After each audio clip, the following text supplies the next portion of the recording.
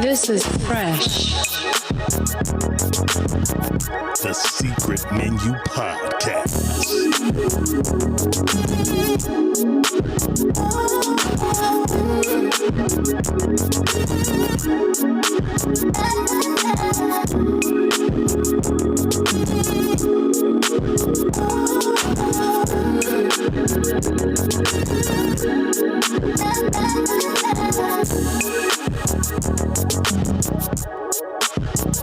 This is fresh.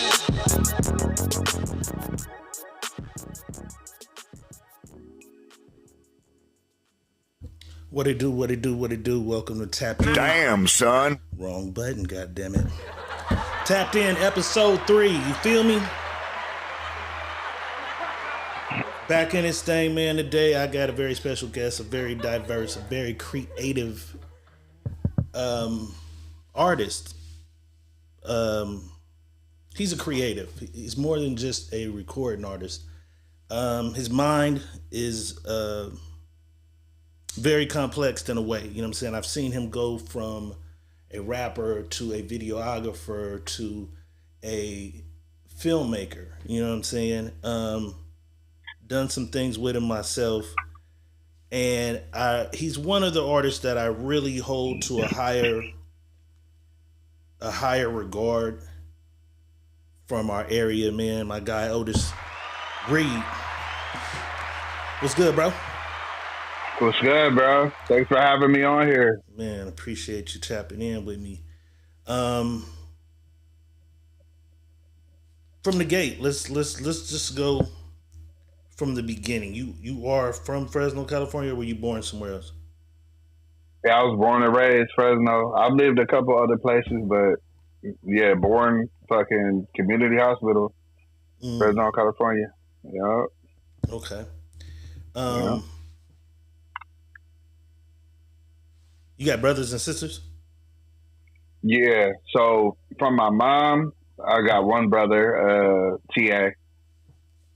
Some of y'all know TA, and then like from my dad, man, he got hella kids. Man, my dad got kids the same age as my kids. You know what he's I mean? still like, cracking. Okay, he's still out. He's still doing it.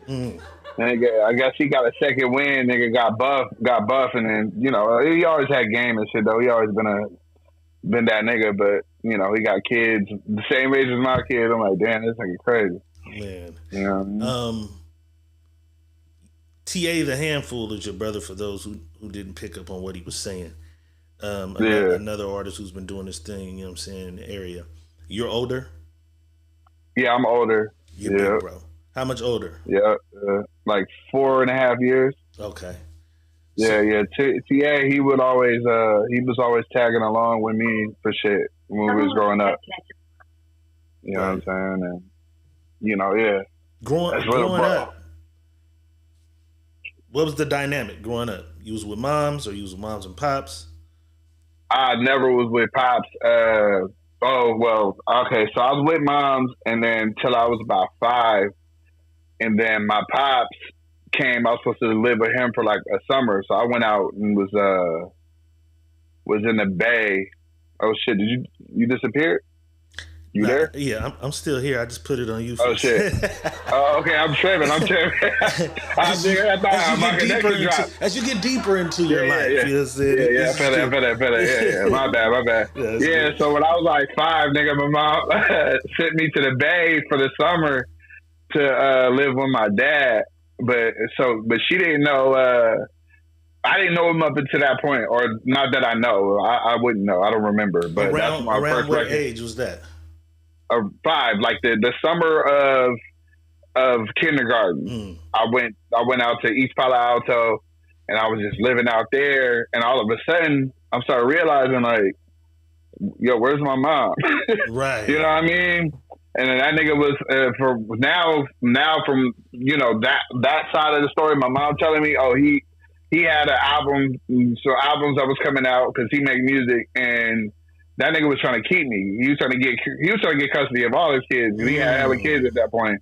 And so, nigga, I remember being traumatized by that shit. Like, where I was like, nigga, I don't know this nigga like that. Like, he was buying me hella shit. You know what I mean? Like, you know, I had gold chains and Sega Genesis, Super Nintendo, all the shit. And nigga, it was just like out of nowhere. I'm like, nigga, I'm trying. You know, I want to be with my mom though. You know what I mean? Like, I don't know him like that. What you know what I mean? To. Yeah, and it was cool at first and shit. You know what I mean? I got all these toys and shit. He was like a rich nigga at this time. Like he was like in the industry at the time where, from what he's told me, like he could just go ask for money. The label just send him whatever. You know what I mean? Like it was when money was just flowing. You know what I mean? So nigga, he just had money. Nigga, I remember him taking pictures. Just he produced America's Nightmare for Spice One, like pictures where like he was just, it was just, yeah, and like he just had money spread out on the bed. Like nigga got songs with Tupac and Biggie, like real life songs before they died type shit. You know what I mean? You know what I mean? And but you know, I'm just a kid, nigga. Where, like, you know, I'm like, I want my mom, nigga. So through all that, it's a big custody battle, and then you know, my mom won custody. I guess he wasn't trying to pay all the lawyer fees. And then, I ain't see that nigga again until I was like 22 years old, something like that. Damn. Yeah. So that fight for you kind of ended bad, and it was like, yeah, it was a trip. Like, but you know what's a wild thing about it? And you know what I mean? I don't want to get too crazy into the shit, but when I seen him again, nigga, it was on some, you know, MySpace type shit. Like my mom had talked to I got another brother that's the same age as me. Mm-hmm. And he was born in Fresno, but he was raised in LA. But my mom was talking to his mom, and she was like, yeah, I seen Gentry on, his name's Gentry, my dad. Right. I seen him on MySpace.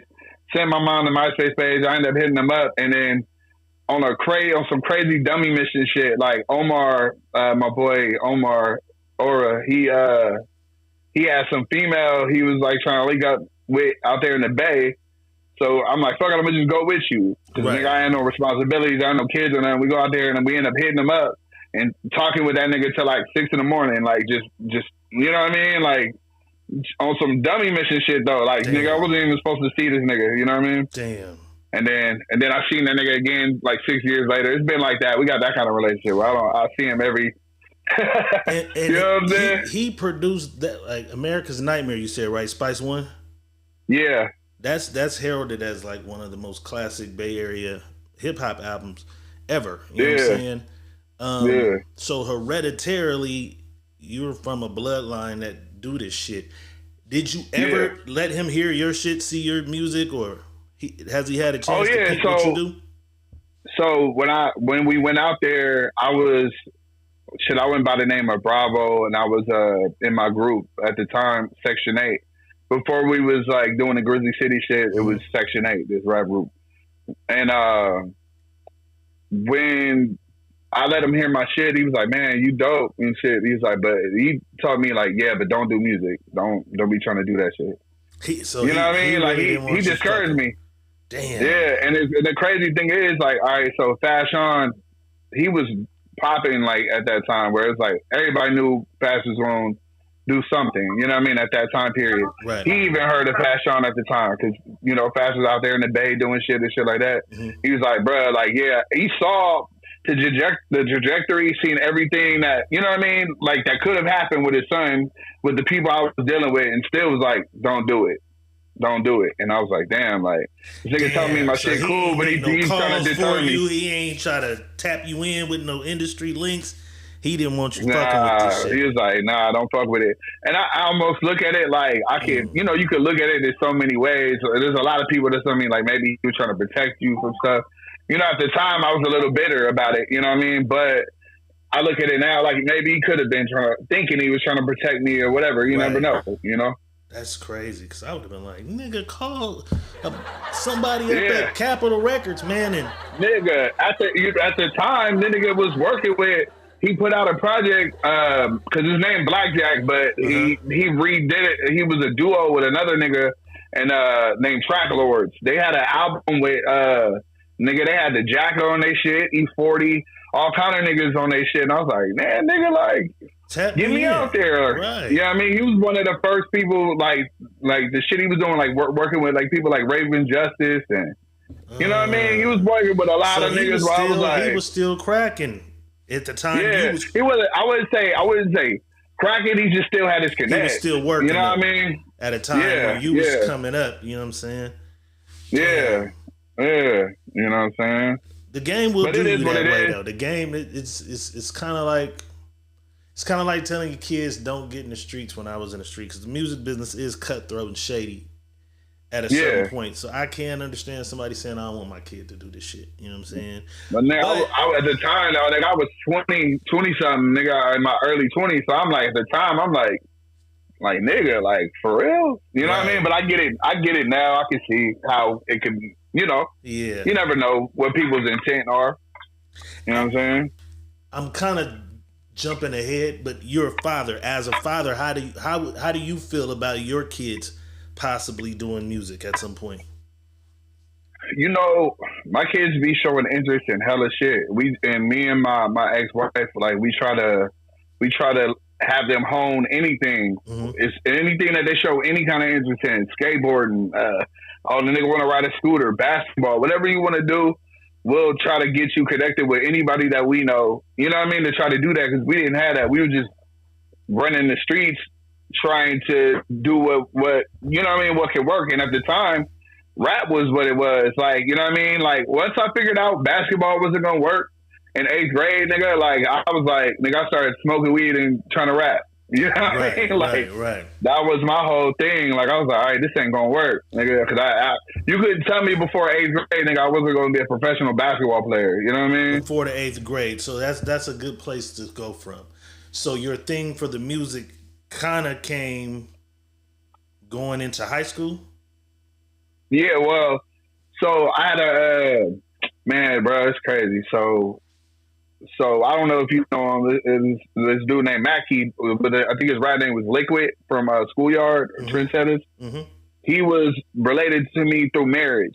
And, like, he would always, like, I would, like, kind of fuck around and freestyle and shit, but then he would always have me, like, you know, rap in front of my mom and all that when they be drinking and kicking it and shit. And he's the one that gave me the confidence to, like, really do it. And I started, like, rapping and battle rapping at school. You know what I mean? And I wasn't the most popular kid, you know what I mean?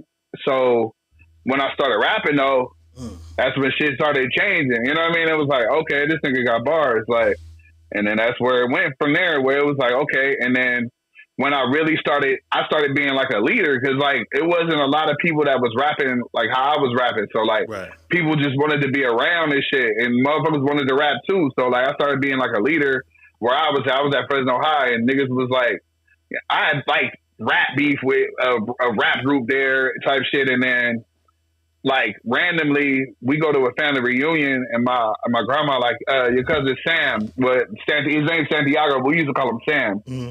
And he's like, your cousin Sam rap. And I'm thinking, like, nigga, I think I'm the best nigga ever, because I haven't been introduced to much niggas better than me at this point. I'm just at my high school. Right. So, like, I'm thinking, like, oh, I'm going to go there. I see this nigga, and I'm like, I remember back in the day, we used to play video games. I didn't know that nigga was, like, going to be, I think this nigga going to be some Little Zane shit. She said he performed at the fair, nigga. I'm thinking this nigga, you know what I mean? I'm thinking he going to be also, you know what I mean? Like, some, you know, Bow Wow shit or something. He wearing his throwback jersey and shit. You know what I'm saying? I start rapping, and then I'm thinking my shit crazy. I'm doing multi-syllable rhymes, everything in with Asian and shit, enunciation. Right. And this nigga come and start telling a story like on some shit. Nigga talking about from a perspective of a slave. I'm 15, he 14. I'm thinking, so, you know, that's a big deal too. Like, this nigga a year younger than me, he out rapping me and shit. Like, I'm like, damn, this nigga. And this is Fash? Yeah, it's Fash. So you niggas is related? Yeah, it's my cousin. I didn't even know that. Okay. See, yeah, so, like, all right. Yeah. So this nigga, like, was just blew my mind with some shit. Nigga, I thought, like, I was unworthy, but then, like, he was like, nigga, I want you to be down with my shit. And that's when Section 8 started, like, developing. And we was just a bunch of different kids from different high schools and shit. Most of the niggas was from McLean and shit, but I was at Fresno High. Omar was at Sunnyside. You know what I mean? And it's funny because me and Omar, we grew up on the same block, like living cat a corner from each other, but niggas never met each other till Fast Sean introduced us. You know what I mean? And we end up being best friends all these years. It's crazy. That's dope, because I'm thinking y'all all was like in one neighborhood, one high school. Nah. See, and I never knew y'all was even related. This is dope. Yeah. Yeah. So that was a connection. Like Fast knowing Omar, his name was Young G. His name was Young G, but then his name was Graphic at the time we met him. But when Fast met him, the ironic thing that show fucking at the Fresno Fair that I was talking about, yeah, Omar was on that show too, and who else? A+ was on that show. Now Omar and A+ used to rap together. A+ from the world famous 3 Ps and shit. Yeah, So like they used to rap together. So that's how I even met him. Like, you know what I mean? Through that. But you know, niggas, everybody's not that far from each other. You know what I mean? But like, it's a trip that how music could bring people together doing music together. Even the dude you said, Mackie, right? He was a nigga that I would see and look up to as a rapper when I was a kid coming up. He's probably 3 years older than me. Like, I think I was a freshman. He was a senior. And I always wish he would have rapped more. Because that's what everybody tell me. He was from like Schoolyard. He would be with them, which is Planet Asia, Shake the Mirror, Preem. He was a part of them, but he never would rap that much. You know what I'm saying? Yeah. He had more of a gangster element in contrast to most of the stuff they would do. And I wish he would rap more. So that's crazy. I never would have in a million years thought you even knew that nigga. You know what I'm saying? Yeah. Yeah. He was basically, like my cousin through marriage. And like they was just, my mom was married to that family for like 7 years. So like, even though I'm from the east side, like I would always be, go play basketball at Bethune and shit like that. But then, until you reach a certain age, if you ain't like rapping, like I'm not from the Cooley Plaza and nothing like that, nigga. Like I'm you know what I mean? And he was like, though. I thought he was a West Side nigga from the Plaza area. You know what I'm saying? Yeah. So when I reached a certain age, I would only see him when he would come visit. I wasn't going over there no more. You know what I mean? Like type shit. You know what I mean? Like Fresno was a pretty crazy time at that time. Like 03, 02, 03, 04. Right. Nigga, Fresno Uncensored come out. You know what I mean? Shit was a little. I was like, man, I'm gonna stay where I grew up. These connections, these pieces is crazy. So as you guys decide we're about to be this crew, Section 8, which is really just I had no idea. Graphic over at Sunnyside, which is Omar, or you at the time went by Bravo. Bravo was your first name. Was you going by Bravo first or something else first? Nah, you know what's funny? When I re-met Fast at the family reunion, my name was Nemesis. Nemesis. My name was Nemesis, nigga. What the fuck? I was sick at the time. Nigga. Yeah. And I mean, Fresno High, it was a real diverse school. So like, nigga, I was hanging out with taggers and all kind of motherfuckers. So like, it just fit. I wanted to be a rapidy rap nigga. Eminem was cracking at the time, nigga. Like, listening to Big Pun and a lot of random super lyrical niggas. You know what I mean? So like, I was trying to be a super lyrical motherfucker, and Had you been to a studio and recorded songs of your own prior to that? No, nigga, I was recording on tapes. My first time in the studio, Fast brought me to the studio. He brought me to this dude named Stantastic. He had a group called Fire City. I remember that. And and they was from the north side, but they was cool with us and shit. You know what I mean? And Stan, his name was Accident at the time actually. And he was letting us record. Nigga, we recorded in his closet, but it was my first time recording like on a real condenser microphone on Pro Tools and shit. You know what I mean? And we started recording, and then Omar, he started coming through and recording, and then we did a mix. Me and Omar did a mixtape together because we had so much loose songs together. Right. And we just we gonna put them together and shit. We did a mixtape called The Cakewalk, and we had all our homies on it and shit. It was really a Section 8 project, but it's like with a lot of mixed songs with me and Omar as a duo, and then you know what I mean. But it was a lot of Section 8 Y'all songs. was like shit, Ghostface and Raekwon of the shit. Yeah, basically, yep. So and then we put that out, and then shit started cracking from then. Cause I started going to Sunnyside, nigga. I was like right there anyway. So I told my grandma, I was like, well, I just want to stop taking a bus all the way to Fresno High, nigga. I got a homie that go to Sunnyside. He's pretty popular there. You know what I mean? So like I started going to Sunnyside just to rap. So how many really. years did you go to Fresno High? I went to Fresno High 2 years.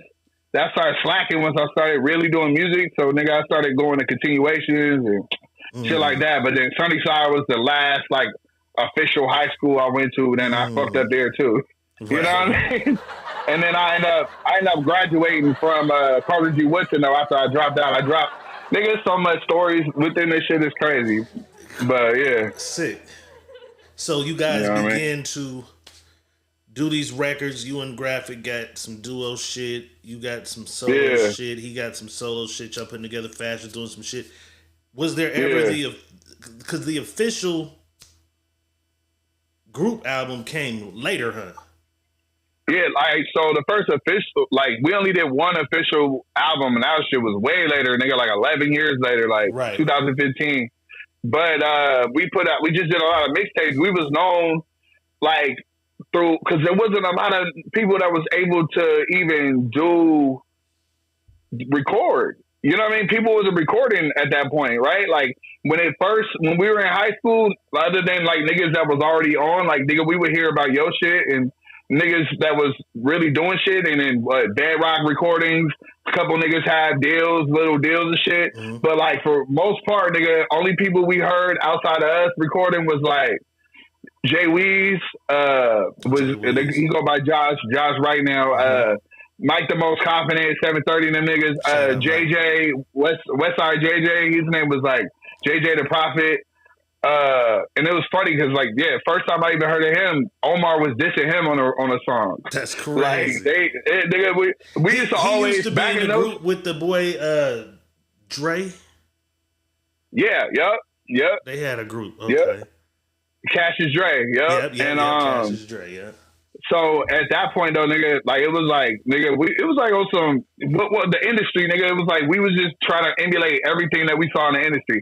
G Unit, them niggas come together. Everybody got beef with one nigga. You got beef with all of us. So literally, it was like, all right. So I never ran into JJ, but it was like, okay, Omar don't like him. Well, fuck it, I don't like him either. You know what I mean?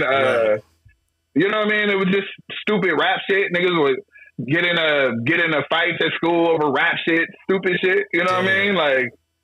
Dumb shit, Fresno Fair, you know what I mean? Battled and fight, like stupid, just stupid, but rap crew shit. It was fun. It was fun though, you know what I mean? Like looking back on it, but it's just stupid because we all cool now. Everybody real cool. Being that your father was a producer and you knew that, did you ever try your hand at producing, making the beats, or you always just with the rap part? All right, so it's crazy. So. I was telling you, we were fucking with Stantastic. Mm-hmm. He was making beats for us, and then actually this dude named Gene Crenshaw, he lived in the same apartments as Fast, so we would record over there. But like everybody's focus was really Fast. You know what I mean? Everybody wanted to, because Fast, man, he was just ahead of his time, man. He was just always like he just always been that dude when it comes to like rapping. He's that guy still. I feel like, you know what I mean? But. So I had to start making beats you know what I mean? Because we wasn't getting enough beats for the group. They all want to, you know what I mean? Right. Yeah. You know what I mean? Because ultimately everybody was just tolerating us. Niggas, some of us was high-headed. You know what I mean? Right. You know, some of us was high-headed. We was bringing like energy that people wasn't used to. You know what I mean? So we was looking for trouble. While we're right here, who were the components, the members, the crew? All right, so like the niggas that just rapped, it was at the time before it was me, Graphic, which is Omar Ora, my boy Knight, the pay-per-view kid, and Fash. Okay. And my boy Darkstar, he passed a couple years ago. Yeah, rest in peace. That was my partner, man. He was living out. Yeah. He was fucking with Tone out there. He told me. Yeah, Tone actually introduced me to him and the Fash. You know what I'm saying? Yeah. Yeah. Even Doc, so it's crazy. We can get into some of that shit too, because it's crazy. Even in the Hair Fair International days, it's crazy. Mm-hmm. But so fuck, where was I at? Oh, the main niggas in the group. So it was Section 8, and then it was like Grizzly Gang. It was our niggas that couldn't, that not that they couldn't rap. Some of them wanted to rap. Some niggas didn't care about rap. Right. You know what I mean? Like my boy fucking Dirty Money, my boy PJ, his name Pablo on here. I just see him put RT John. Right. PJ, a bunch of random niggas that we grew up with. They was a part of the. It was a lot of niggas that was around. Yeah, part of the crew. Though. Yeah, that was part of the crew. That like like we go to parties and shit. Like they shit more popular than the rappers a lot of times. Like you know what I mean? Like they would like my boy Kevin. Like man, he had all the bitches. He would throw the parties and shit. And he was cool with every. Damn, I feel like every gang out here, everybody knew him from somewhere. It's like you know what I mean? Like so we would literally throw parties. It'd be people from everywhere, and they mostly there for Kevin. You know what I mean? Like. And shit like that. We would just be hella cool with people, but like the rap shit was really the artist part of it, like me and fashion shit, like that was got us our name out. You know what I mean? So as shit progresses and grows, Fash lands on the cover of Double XL and other things are popping. This is the main guy in your crew. What was that like for you at that time? Did y'all think everybody was going? Like, yeah, we thought. We thought. So, so because I didn't mention Halo, me and Halo was cool. Then we fell off for a little bit. I think. The funny thing is, I think Halo started making music. He was living in Ranchwood. I think he started making music with y'all a little bit, or with you a little bit at the time. Yeah, he would give me when we weren't cool. Yeah. So me and Halo linked back up around like 2009-ish. And that's literally around the time we got the news Fash was going to be the Double XL cover. Me and Halo ran to fucking Walmart, got the Double XL cover, bought 2 of them, you know what I mean? And then ran to the studio. We were just so motivated by that shit. It was like damn, nigga, like we felt like we was on, nigga, like, you know what I mean? Crazy, because I always feel like I was kind of responsible for getting that nigga back with y'all. Because he lived downstairs from me and he had beats. He was like, I got these beats. So I would hear the beats, I would play the beats. And me and Fash, I go to the studio, Fash was like, you know what I'm saying? I'm like, let's get a record in, you know what I'm saying? And when I play the record, he's like, okay, what's this? Okay, fuck with this. Who did the beat? And I say to nigga Halo, he was like, nah, I don't fuck with dude. He don't fuck with he don't fuck with my boy, which I guess was you. Yeah. And he was like, him and my partner got an issue. Somebody had an issue. He's like, yeah, I can't fuck with it because they not fucking around. So I tell him, and then I guess somewhere from there the conversation started, and y'all reconciled some shit. So I always felt like I had a part to do with Halo getting back with the goddamn crew. You know what I'm saying? Hey, possibly. Like, it just happened from like a MySpace message or something. Like, he was like, yo, bro, like, basically the squad shit, we was back kicking it like the next day. But the crazy part is, it's like, if you think about how stupid shit is, like when I talk about, niggas would battle rap and fight and shit like that and that situation is literally just dumb shit like that, where all it took was one conversation, nigga, we back, like, nigga, we like best friends after that, you know what I mean? Right. Like, and kicking it tough, you know what I mean? So as things start progressing for Fash, the group album comes after his success, and then you change your name. You become... So, I had changed my name before even the group album shit. I changed my name like 2012-ish, I guess. Like, me and Halo did an album, this California Galaxy shit, and then I went to Mississippi, I don't know, and I got married. And then after I got married, I don't know, I was just on some different shit. You know what I mean? Like, I think before I was doing the Otis Reed shit, it was a lot of shock rap, a lot of trying to do metaphors and say shit that's just like, you know what I mean? Like, the type of shit we grew up on. Like, now it's like the shock rap, nigga. When I was 12, I went to hell with Snuff and Jesus. You know what I mean? Right, nigga, my name was Bravo Diablo. Yeah, my name was Bravo Diablo, nigga. Like, I was battle rapping and shit, and I was like, this ain't really where I'm at, nigga. Like, when I started, you know, when my ex-wife Desiree got pregnant with my first son, like, nigga, I had like nigga, I just got high one day and I was just tripping. I got an epiphany, like, I don't really want to be living like this no more. And after that, nigga, you know, I was just like, I just went by my real name, like the name that my grandma snuck onto my birth certificate. Cause like, shit, nigga, I hated the name Otis growing up. People would people would find out that's my name, be like, Old Otis. Nigga, that friend Ohio called me Old Otis. And, right. You know what I mean? And then you embraced that shit. And I feel like when you embraced that, you became... Because I would hear you and I would listen. All niggas, even niggas as rappers, you go listen to what the other niggas in the city is doing. You know what I'm saying? So I would hear you and I would hear you and it kind of was like, for me, it was like Fash, Graphic, you. Yeah. In that order, for me, as you developed into this like normal nigga, because like I never looked at it like your rap. As you became just like, I'm just a normal nigga rapper, like just my shit, my life, what I'm, bro, you became amazing to me. Man, thank you. And on my scale, you kind of became, in my mind, I'm like, this nigga's the best one. And I would hate, I would hate that it would seem like almost like you didn't get a break. Like, why y'all niggas not seeing this nigga right here? This nigga shit is phenomenal. You know what I'm saying? Right. As you got better, because it's always the thing of Fash is popping, he's cracking.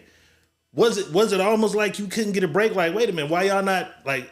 Why weren't you able to kind of get the same opportunities or deals? Or I look at it as a timing thing, to be honest with you, because when niggas was doing the Bravo shit and the whole Grizzly Gang shit, where before we separated, like the Grizzly Gang was the street niggas and Grizzly City Boys was the rapper niggas. Mm-hmm.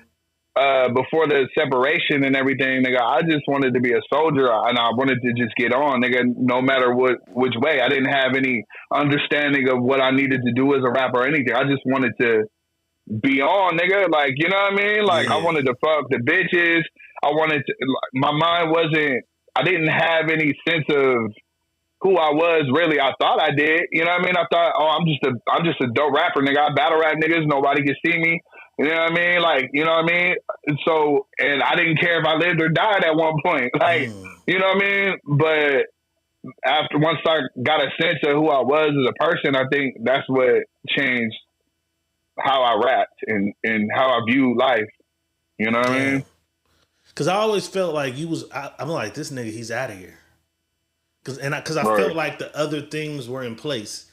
Even with the light on me at a point, and then the light on Fash at a point, I'm like, somebody's going to see this nigga and he's gone. Like, I always felt like he was gone. And it just never happened. And I think a lot of it got to do with where we from. We're stuck in the middle. Like, half of the people... more than half, like 70% of the people where we from are like Bay Area influenced. So it's like, and I always was the nigga, I would do certain records, but for the most part, my records weren't that way. And it was like, damn, it's like certain niggas can't get a break because we're not, hyping was a thing at the time. The reason why I feel like, and I'm mentioning it was a timing thing, is because I feel like if I would have had this epiphany in 2009 instead of 2013, you know what I mean? I would have been able, you know what I mean? We was around the people, bro. Like, we was around, nigga, we went on tour with Wiz Khalifa, bro. Like right before he blew up. Like, you know what I'm saying? Like, but he was already big on the underground scene. You know what I mean? Like, on tour with Evidence and, you know what I mean? Just, we was around the people, bro. If I understood what I understood 4 years later, but you can't live like that. Like, you know what I mean? Like, nigga, we met Kendrick. We hung out with Kendrick before he blew up. Nigga, like, hanging out on some regular shit. Nigga, Fast on the XXL cover. Kendrick's opening up for J-Rock. Nigga, we kicking it backstage with that nigga. I only know one song from him, that Ignorance is Bliss song. Yeah. And we literally, nigga, we kicking it backstage with Kendrick and like on some regular shit. Like, yeah, I heard that one song on Two Dope Boys. That shit dope. Nigga, not thinking nothing of it. And egos too, because I see that nigga again the next year at South by Southwest, and he had the recipe out. with Dr. Dre. But you know, it's still like we don't know Good Kid, Mad City yet. We don't know that this nigga really about to blow. He's This about nigga to might be just be one of another. the biggest. Yeah. Yeah, this nigga might just be Glasses Malone, another nigga that fuck with Dre, like, or something. Right. So we see this nigga at an Interscope party at South by Southwest. Egos and nigga, you know what I mean? Like, these are connections that, nigga, you were just hanging out with this nigga last year. You should have walked up to him and told him, like, hey, remember me, nigga, da-da-da. But, like, there's so many reasons why, nigga, when I think of, like, missed opportunities that I know I didn't take or it just wasn't in the position or the right mind state for. You know what I mean? But it is what it is, nigga. You live and you learn. You gradually ended up going into filming videos and shit. You know what I'm saying? Yeah. Was it due to frustration with the music, or just you was just tired of fucking with music, or was it just, oh, well, this is another way to get some bread? What was the whole thing It with was, you filming videos, picking up a camera? I honestly didn't want to do shit for nobody else. It was like frustration with the videographers. For yourself. You know what I mean? Because, yeah, like it was when I first picked up a camera on tour, like I didn't even want to, but that was just one of the jobs that I had to do. Because to be on tour, we all had to do jobs. Nigga, you help with the merch table or you help get some pictures and shit, or you know what I mean? Like, or we don't really need you to be here. You know what I mean? Like you just fast homies basically. You know what I mean? Like, so yeah, we'll let you do a song, but you gotta help. You gotta do something. Right. So I would reluctantly pick up the camera, and I didn't really give a fuck about it. Didn't want to do it. But then when I look back on it, I'm like, damn, nigga, I've had the tools. That's another thing that I could have started earlier. You know what I mean? Right. But once like 2015 hit, I got tired of frustrating the videographers. You could tell they couldn't see my vision, even though my videos, I feel like, would be the best videos that these niggas was doing because I was giving them ideas and shit. Right. But I felt like it was too much. It was too much for them. You know what I mean? For some of the people we was dealing with. Now until I met the homie Daniel Ramos, who taught me a lot. Like this was in 2015. Like, and he taught me hella shit. He's out of here. He just did Bruno Mars and Lady Gaga's new video. But like, he showed me so much shit, and I was like, man, I could do this shit too. And I started like really getting on it. You know what I'm saying? Somebody said Puneet. Nah, Puneet was always the homie. Puneet always, but I didn't have that relationship with Puneet until I got into it. Right. Like really filming. Liking the shit. Actually holding the camera. Yeah. Yeah. I've seen you say you have the best videos of everybody from the city. That's the self-proclaimed. And I gotta kind of agree though. You're very creative with what you do. You take the time to do it, and I think it goes over a lot of people's heads sometimes. And the music matches, you know what I'm saying? Right. The quality of the music matches the quality of the visuals that you put together for yourself. I just think sometimes you were too big for where the fuck we from. Yeah. You know what I'm saying? Yeah. And that's why I get it. That's why I understand why I was frustrating these videographers now. Like at the time, though, I was like, man, like, it should be easy, right? I didn't realize it till you don't realize it till you do it. And then you're like, oh, okay, this is a little bit of a task, but I'm going to do it because I want it done. Is it, because sometimes I don't want to say it like a rant. Sometimes you'll say some shit and I'd be like, hell yeah. Because you'll say some shit sometimes and just like kind of let niggas know like, hey, I'm better than a lot of you niggas, but I'm cooling. You know what I'm saying? Yeah. Musically, visually, like I see you say some things. Is it frustrating sometimes seeing motherfuckers who aren't as good progress in a way? You know what? Not frustrating because it would have been more frustrating at one time period. I think now it's just like, all right, I understand where I'm from and I understand why people like what they like, right? Because I remember like growing up in my time period, like being a fan of what we're a fan of, like niggas grew up on Nas and shit, but you couldn't tell if you told anybody that Mac Dre wasn't the best rapper out, nigga, you would look crazy. Right. You know what I mean? Like Right. motherfuckers, and nigga, we partied in Max Dre. I love Max Dre, but nigga, I'm a Nas fan. I'm never gonna put Max Dre over Nas. Right. Lyrically, it was a You know whole what I mean? nother world. But Yeah, we're in an but environment where 80% of the people is like, yeah. So you gotta understand where you at and understand, you know why. You know, you just gotta understand, bro. Like, and I didn't have that understanding always, but now I do. You know. crazy.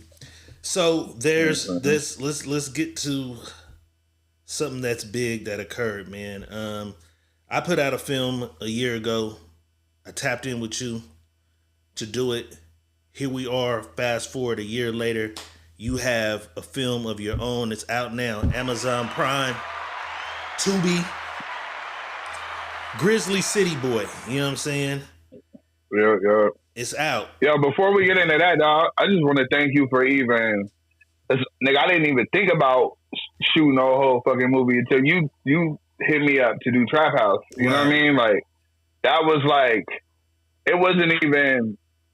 Man, I think niggas get too caught up in the respecting of the art type shit, right? Like that's how I felt like with rap. Like, oh, I'm not going to do this until I'm good enough, or you know what I mean. And then when I really felt like I was good enough, I did it. And the same thing with like videography. I had too many people around me that I respected, like Puneet and Daniel Ramos and shit. So, but then like in Mark Wood, people like that have done like real big shit. You know what I mean? And I was like, man, I don't know if I should even try to do this, but fuck it, nigga, you hit me, and I was like, man, like, fuck it, why not? And shit, here we are, nigga. Sometimes this shit dope. you just nigga, gotta do it. dope. You just gotta Right. do it sometimes, bro. And I appreciate the love. You feel me? But if I helped you see that sometimes you just gotta do it, I'm appreciative, and I'm glad that I was able to help you see that. But you just gotta do it, bro. You're dope. You got the resources. You got the vision. You did it. You put this shit together, man. Grizzly City Boy, once again, like I said, it's out now on Tubi, out on Amazon Prime. Going into that, did you have other ideas, and that's the one you decided to go with first? How did it come about you doing this? So, Vincent Romero, the director of photography, I randomly was just kicking it with him at his spot, and then he was like, "Yo, like we should just do a movie." And, you know, I don't know why, like, 'cause people say shit all the time, but he was just like, yeah, let's just do a movie. And I was like, all right, cool. Like, and I was like, we'll have my boy Fee write it, because Fee's good at, you know, writing, you know, he be doing our bios and shit. Like, I think he's a talented writer. So I didn't want to write shit. You know what I'm saying? I wanted to do exactly what I did with Trap House. Nigga, I just wanted to go record it and let's do it. Right. You know what I'm saying? But then Fee was like, man, I ain't really trying to do that. Like, man, the same way I said, I don't think I have it in me to do it. He was like, man, I ain't, you know, not that he didn't want to do it. He just thought he couldn't do it. So eventually, nigga, one night, nigga, I just took the time and I just started, I don't know why I do this, nigga, typing, you know what I'm saying? Typing out the movie. And I start sending this shit to Vincent, like paragraph after paragraph. And, you know, nigga, I wrote the whole thing down there in like 4 hours. You know what I'm saying? Because I was just on a roll, nigga, just writing, you know what I mean? Right. Like, just going. And, you know, eventually, though, like, we end up having to add scenes and make the scenes longer and understand improvising and shit, because that 4 hours of me writing the whole movie, a lot of those scenes end up only being like 1 minute long. Right. Mm-hmm. You know what I mean? And I realized, like, it seemed long, but once you start recording it, like, nah, these scenes ain't long at all. You know what I mean? No time at all to say this and do this. Right. Yeah. You know what I'm saying? So it was a process understanding, like, how hard the writing part is. Like, understanding, you have to understand the whole environment that's going on. Understanding everything that's happening around it, what you need to add when it comes to B-roll, everything, connecting people's like facial expressions, everything, you know what I mean? Yeah. And once we understood that, it's like, you know what I mean? I ended up writing something that was supposed to be an hour, 20 minutes, but, you know, people started flaking and, you know, falling out. So we had to completely change the ending, change the synopsis of it, but keep the main meat of the characters' personalities and shit. And, you know, that's what we ended up doing. And I tell people that's the hard part of trying to do this shit without a budget. Big budget. Because if you got a budget, Yeah. it's like, okay, nigga, you're getting $300 a day to be here. Whatever the fuck the prices are, niggas will show up for that money. But just finding hardworking, Exactly. dependable, dedicated people who believe in your vision and want to help you see it through, it's hard. Motherfucker might show up 2 days and then they miss the next 6. And it be life shit. Motherfuckers got kids, lives, wives, baby mama. It be shit going on. Definitely. But it's hard. Shout out to everybody who fucked with you and was dedicated, because I went through it. It's hard getting people to really believe in it and fuck with you. You know what I'm saying? You fucked with me. Right. You know what I'm saying? You was able to get it. We had days like, hey, bro, I got to be a little later because the kid shit, but you never pulled out on me. You know what I'm saying? And Right. salute to you. Salute to everybody who stayed down with you, bro, because it's hard as fuck finding people dedicated to help put into your vision, your dream. You know what I'm saying? Which in turn, like you believing in my vision, helping me, sticking through. In turn, now you have your vision, your dream coming. Right. And it took people that believe in you the way, you know what I'm saying? It took people to believe in you, like the people who fuck with me. It took that. And now maybe somebody who was there with you doing that, maybe they'll have an opportunity to. So shout out to everybody, man, who was a part of that with you. Hell yeah. It's out. Shout out now, the whole bro. cast. It's out. Who's starring in it? Who are some of the notable people that you got involved? Starring the homie Rex Williams, which is crazy because, like, man, even the story of him getting in the movie was wild because he was literally. Bash was like, "Yo, I got this guy. He'd be perfect." I hit him up, and he's like, "I never even wanted to do a movie. I never thought about being in a movie. I don't know what Fash talking about, but if Fash," he said, "But if Fash cheated me, I'd do it." And nigga killed it. You know what I mean? Like, it was crazy. You know what I mean? And also starring the homie Dopeface, you know, the homegirl Remedy, my boy Byron Campbell, my boy Fee. Shout out, man.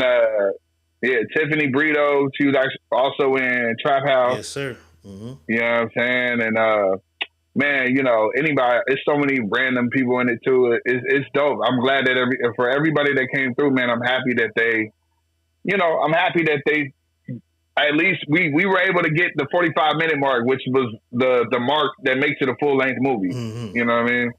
That's fine. You know, I seen a lot of some people complaining they wanted it to be longer. I wish it could have been, but now I see that people see the vision. People are more apt to do it now. People are like, oh, I didn't know it was gonna be like this. And I'm like, you know, you understand, like, damn, people ain't gonna really see it till it happen. Why you didn't hit me? Why you didn't put me? Why you didn't, nigga? I needed motherfuckers the whole time. You know what I'm saying? Yeah. Now everybody want to be a part of it. You know what I'm saying? But you got it done, man.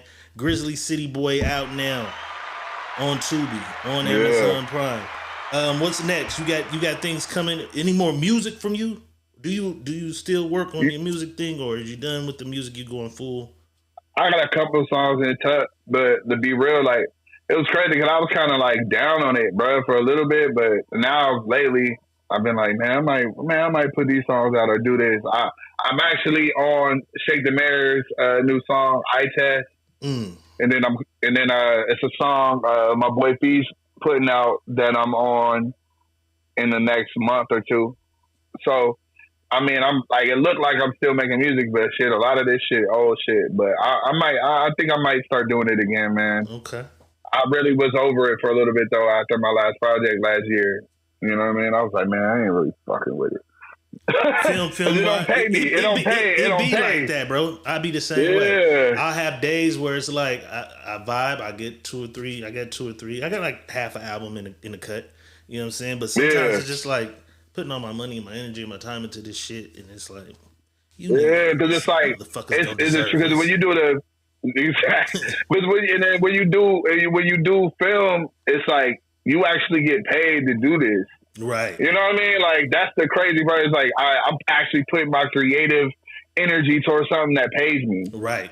You know what I mean? Right. Like, other than, like, you know, music, it's like after streaming happened, nigga, I see, like, I be seeing my album sales. I'm like, damn, the people that bought my album, they basically did this shit for charity because everybody's streaming it. Right. You know what I mean? You know what I mean? You ain't gonna get the same money you was getting in 2017, and before. Everybody else You is know getting what I mean? paid. Producer wants money for the beat. Engineers want money for the studio time. Graphic Right. artwork design. I gotta shoot these videos with somebody. Like and Yeah. then I gotta wait for my return on this shit. I'd rather just do a film. You know what I'm saying? Right. So Right. I feel it. Exactly. I feel it. You got any You know? ideas of film things brewing in your mind coming soon? Bro, I got a couple ideas in the tuck. I hit you up about one the other day. Like I want to try to. I got a couple ideas in the tuck, and then also like people been hitting us up about Grizzly City Boy. They want a series or a part 2. You know what I mean? Which is dope. I hope we can. I don't want to start a series unless it's like we can get it funded. But then also there's a part of me that's like, nigga, if we did like 5-minute like episodes like for IG and shit, like that connected to it. You know what I mean? Some shit that still shows off the cinematic shit, but like keeps the story going. Right. You know what I mean? Series is scary because it's that thing with people again. You lose one nigga, you done fucked up the whole continuity of it. Yeah, so that's why. Because I got some series ideas, but I'm like, I don't want to get into that, and then I lose a nigga or lose a girl or lose somebody. So that's crazy. But if you can pull that off, man, I hope you do. You know what I'm saying? Man, hopefully, bro. Like, I mean, you know, niggas. I see a lot of my favorite shows, and I see myself at this point like critiquing shit. Like, you know what I mean? I watch The Shy and stuff like that. I'm like, damn, I wish they would have did it this way or that way. And it's like, man, nigga, you gotta do your own, nigga. I'm gonna do my own The Shy. You know what I mean? Or, yeah. You know what I'm saying? That's what they do. You feel me? Bro, I appreciate you taking your time out. You know what I'm saying? We got to do this again because I had more music things to talk about, but I kind of got like a family emergency going on right now. Word, man. I appreciate you tapping in, though, man. Everybody, please get on Tubi today. Check out Grizzly City Boy. Amazon, if you got the Amazon, go on Amazon Prime. You can go peep it there. Rent or buy it. If you want it locked in on the TV, man, you can rent it or you can buy it. You know what I'm saying? Support the city, support the creatives, support the niggas who do good work. You know what I'm saying? Support everybody. Yeah. But this guy is one of the guys that I think does some of the most amazing shit, man. I appreciate you, bro, tapping in with us. We'll have to do it again because I got some other things I wanted to. I probably could have sat with you for 3 hours, bro. I probably could have. I wanted to make sure we brought the point home, though, that Grizzly City Boy is out. Appreciate you. Thank man. you for having me on here, my G. For sure. And I appreciate everybody that tapped in with us, man. Grizzly City Boy out now. Diego Reyes in peace. Otis Reed, man. Appreciate you, man. All right, peace. For sure. And we out.